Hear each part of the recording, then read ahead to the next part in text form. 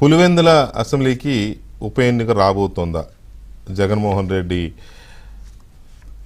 వేరే వేరే కారణాల వల్ల డిస్క్వాలిఫై అయితే, లేకపోతే ఇంకో రకంగా ఆయనకి శిక్ష ఖరారైతే అక్కడ ఉప ఎన్నిక వస్తుందని ఎందుకు చర్చ జరుగుతోంది?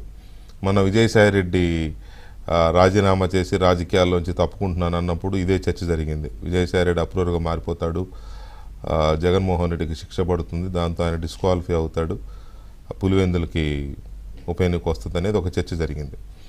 మళ్ళీ ఇవాళ ఇప్పుడు ఆంధ్రప్రదేశ్కి డిప్యూటీ స్పీకర్గా ఉన్న ఉండి శాసనసభ్యులు రఘురామకృష్ణరాజు గారు, ఆయన కూడా జగన్మోహన్ రెడ్డి డిస్క్వాలిఫై అవుతాడు, పులివెందులకు ఉప ఎన్నిక వస్తుంది, ఎందుకంటే ఆయన అసెంబ్లీకి రావట్లేదు కాబట్టి అసెంబ్లీ నిబంధనల ప్రకారం కొన్ని నియమిత నిర్దేశిత టైంకి ఆయన రాకపోతే డిస్క్వాలిఫై అవుతాడు అని.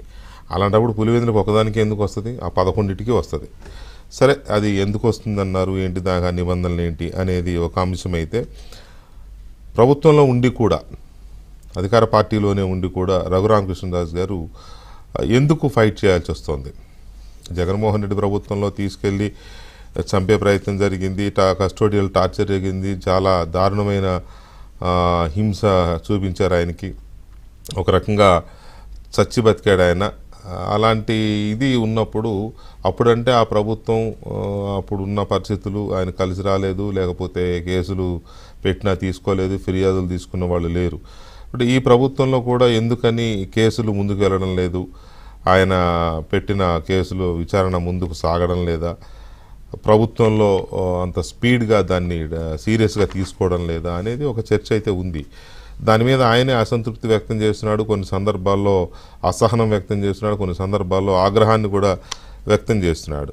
నిజానికి జగన్మోహన్ రెడ్డి హయాంలో రాజకీయంగా కానీ, లేకపోతే వైసీపీ కార్యకర్తలు నేతల చేతిలో దారుణమైన ఇబ్బందులకు, దాడులకు గురైన సామాన్య బాధితుల నుంచి, ఆనాటి నుంచి రఘురామరాజు లాంటి ఒక కీలకమైన విఐపి అధికారంలో ఉన్న వ్యక్తి కూడా అలాంటి అసంతృప్తి, అసహనంతోనే ఉంటే, అదే ఆగ్రహాన్ని వ్యక్తం చేస్తూ ఉంటే మరి ఇంకెవరికి న్యాయం జరుగుతున్నట్టు అనేది ఇది ఒక పెద్ద క్వశ్చన్ మార్క్గా కనబడుతుంది. ప్రత్యేకించి రఘురామరాజు కస్టోడియల్ టార్చర్ కేసులో సునీల్ కుమార్ ఐపీఎస్ మీద కేసు రాలేదనేది ఆయనది ఒక అసంతృప్తి ఉంది.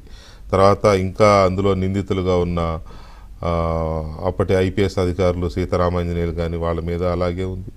తర్వాత గవర్నమెంట్ డాక్టర్గా ఉన్న ప్రభావిత్కి కోర్టులో రిలీఫ్ దొరికింది. కోర్టులో రిలీఫ్ దొరికిందంటే దర్యాప్తు సంస్థల ఆర్గ్యుమెంట్స్ సరిగా లేకపోయినా కూడా, లేకపోతేనే ఎక్కువగా నిందితులకి రిలీఫ్ దొరుకుతూ ఉంటాయి సహజంగానే. సో ఇవన్నీ ఎందుకు జరుగుతున్నాయి, ఎలా జరుగుతుంది ఇది అనే దాని మీద చాలా అసంతృప్తి అయితే ఆయన వ్యక్తం చేస్తున్నారు. ప్రభుత్వంలో ఉంటూనే ప్రభుత్వం మీద అసంతృప్తి, ఆగ్రహం అనే వాడొచ్చు, ఆయన అదే మాట్లాడుతున్నారు. దాని మీద మనతో మాట్లాడడానికి రఘురామకృష్ణరాజు గారు లైవ్లో ఉన్నారు, వారితోనే మాట్లాడదాం. రాజుగారు నమస్తే అండి.